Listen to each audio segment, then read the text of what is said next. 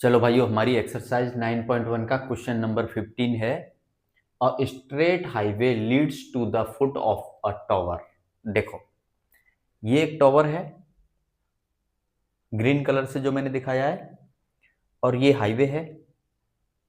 और ये हाईवे किधर की तरफ जा रहा है? टॉवर की तरफ जा रहा है। टॉवर का फुट है बी, उधर जा रहा है highway. A man standing at the top of the tower observes a car eight an angle of depression of 30 degree.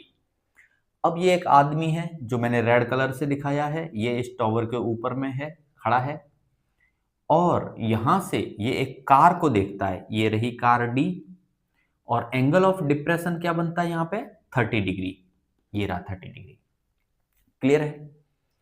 Which is approaching the foot of the tower with a uniform speed. अब ये जो car है, ये car किधर आ रही है? Foot की तरफ आ रही है, यानी टॉवर के फुट यानी बी पॉइंट की तरफ आ रही है, इधर जा रही है। और कार कैसे जा रही है? यूनिफॉर्म स्पीड, उसकी स्पीड कांस्टेंट है। क्लियर है? चेंज नहीं हो रही। 6 सेकेंड्स लेटर, 6 सेकंड के बाद में, the angle of depression of the car is found to be 60 degree. तो डी पे था, तब उसने देखा, तब 30 डिग्री एंगल ऑफ डिप्रेशन बन रहा था। 6 सेकंड के बाद कार पहुंच गई सी पॉइंट पे, और अब एंगल ऑफ डिप्रेशन हो गया 60 डिग्री। क्लियर?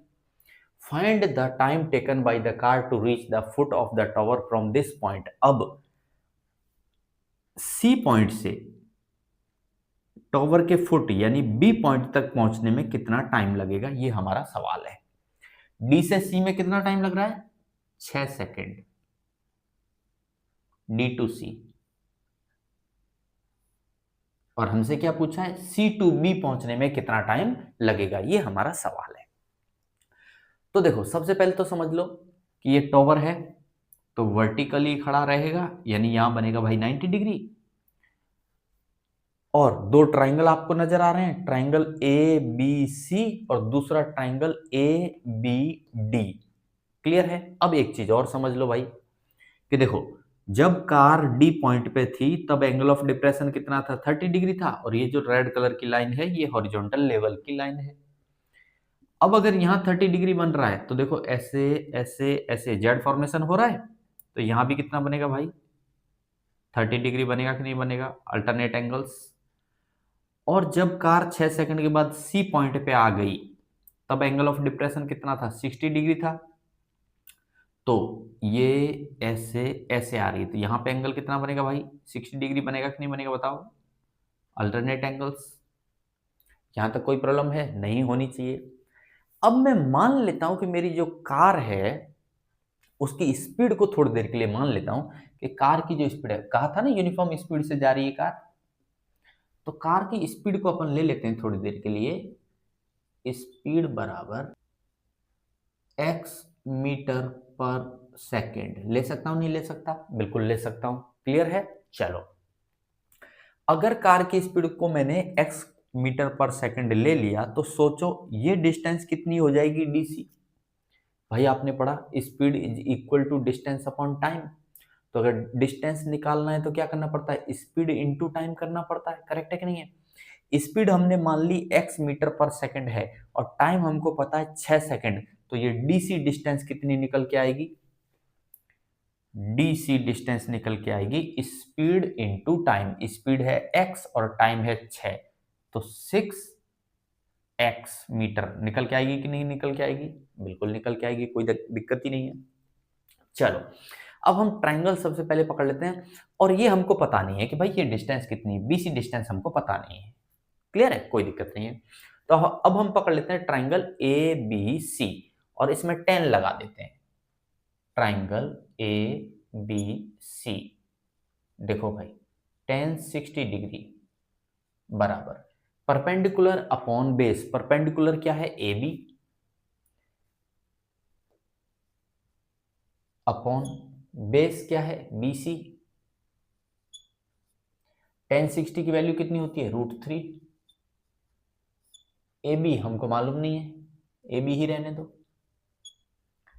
बी सी भी हमको नहीं पता है, चलो कोई बात नहीं, बी सी ही रहने दो, बाद में देखेंगे। एक चीज यहां और समझो, देखो ये टॉवर है और ये आदमी है, न तो टॉवर की हाइट के बारे में कुछ कहा है, न ही आदमी की हाइट के बारे में कुछ कहा है, नथिंग इज सेड। तो हमने इस पूरी हाइट को एक ही मान लिया ए बी। क्लियर है, कोई दिक्कत नहीं है। दूसरा ट्राइंगल लेते हैं, triangle A B D. Triangle A B D लगाओ भाई tan 30। तो देखो tan 30 डिग्री बराबर परपेंडिकुलर अपॉन बेस। परपेंडिकुलर क्या है, वापस ए बी है, अपॉन बेस क्या है, बी डी है। करेक्ट है। tan 30 की वैल्यू कितनी होती है भाई, 1/√3 बराबर। अब देखो ए बी तो जो है वो ए बी ही रहने दो, बीडी को गौर करो। बीडी एक्चुअल में क्या है, बीडी क्या है भाई, बीसी प्लस सी डी। और बीसी को तो हम बीसी ही ले रहे हैं, लेकिन सीडी हमको पता है कितना है, सीडी 6x मीटर। तो बीडी क्या बनेगा, 6x प्लस बीसी। करेक्ट है कि नहीं है भाई, ये डिस्टेंस आपके पास है, सीडी डिस्टेंस है, आपने निकाल ली। कैसे निकाली, टाइम इनटू स्पीड करके निकाली थी। और बीसी को हम बीसी ही रहने देते हैं, तो बीडी क्या बनेगा, 6x प्लस बीसी। अब इस इक्वेशन और इस इक्वेशन को हमको सॉल्व करना है। देखो कैसे सॉल्व करें, हमको निकालना क्या है, बीसी। तो बीसी को मत छेड़ो, ए बी यहां पे है, यहां से ए बी की वैल्यू निकाल के यहां रख दें। चलो भाई निकालो, यहां से ए बी की वैल्यू निकल के आएगी, ए बी बराबर √3BC। बताओ कोई दिक्कत है, ए बी √3BC। इसको उठा के इस वैल्यू को यहां रख दूं, रख दो भाई। तो ये बनेगा 1/√3 बराबर, ए बी की जगह रखूंगा √3BC, √3BC डिवाइड बाई क्या चल रहा है, 6x प्लस BC। यहां तक कोई तकलीफ है, होनी नहीं चाहिए।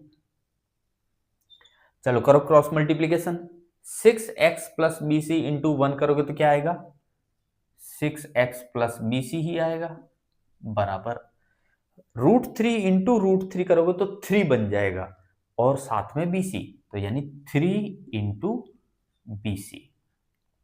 ये BC जो है इसको इधर ले जाके माइनस कर दूं, तो 6x बराबर 3BC, और ये इधर आके माइनस BC, यानी क्या बचेगा, 2BC बचेगा। अब सोचो 2 का यहां ला के डिवाइड कर दूं, तो BC बराबर क्या आएगा, BC बराबर आएगा 3x। बताओ आएगा कि नहीं आएगा। अब यहां से चाहो तो सीधा पता चल रहा है, वरना तो मैं घुमा के सॉल्व कर देता हूं। कैसे, देखो सीधा पता कैसे चल रहा है मैं बता देता हूं आपको, समझना भाई ध्यान से। देखो DC कितना था, 6x मीटर, और ये कितना आया, 3x मीटर। इसका मतलब क्या हुआ, DC का आधा है BC। डिस्टेंस वाइज अगर बात करें तो DC डिस्टेंस कितनी थी, 6x मीटर, BC कितनी आई, 3x मीटर। तो हाफ हुई कि नहीं हुई, बिल्कुल हाफ हुई, यानी BC डिस्टेंस DC की आधी है। तो आप मुझे बताओ, जब डिस्टेंस आधी है तो उस डिस्टेंस को ट्रेवल करने में टाइम भी कैसा लगेगा, आधा लगेगा कि नहीं लगेगा। क्यों, क्योंकि हमारी स्पीड तो ऑलरेडी क्या है, यूनिफॉर्म है। स्पीड में तो हम चेंज कर ही नहीं रहे, जो यूनिफॉर्म स्पीड है, जो स्पीड से आ रहा था वही स्पीड से चल रहा है। तो अगर डिस्टेंस आधी कर दी जाए तो टाइम जो लगेगा वो भी कैसा लगेगा, हाफ लगेगा। यानी D से C तक टाइम लग रहा था 6 सेकंड, तो C से B तक पहुंचने में कितना टाइम लगेगा, 3 सेकंड लगेगा। तो यहां से हम सीधा बोल सकते हैं कि BC is half of DC, so time will also be half। यानी आंसर क्या आएगा, 3 सेकंड। एक तरीका तो ये हुआ। अब दूसरा तरीका कि नहीं सर ऐसे हमको समझ नहीं आ रहा, कोई बात नहीं, नहीं समझ में आ रहा तो देखो 1 मिनट में दूसरे तरीके से समझा देता हूं। आपने BC निकाल लिया 3x मीटर, हमसे पूछा था हमसे पूछा था टाइम और हमने निकाला क्या, डिस्टेंस। अब फिर से आपने फॉर्मूला पढ़ा है, speed is equal to distance upon time. मुझे तो टाइम चाहिए, तो जब टाइम निकालूंगा तो वो क्या बनेगा, डिस्टेंस अपॉन स्पीड बनेगा। करेक्ट है कि नहीं है? तो हम टाइम निकाल देते हैं यहां से। देखो यहां निकाल देता हूं,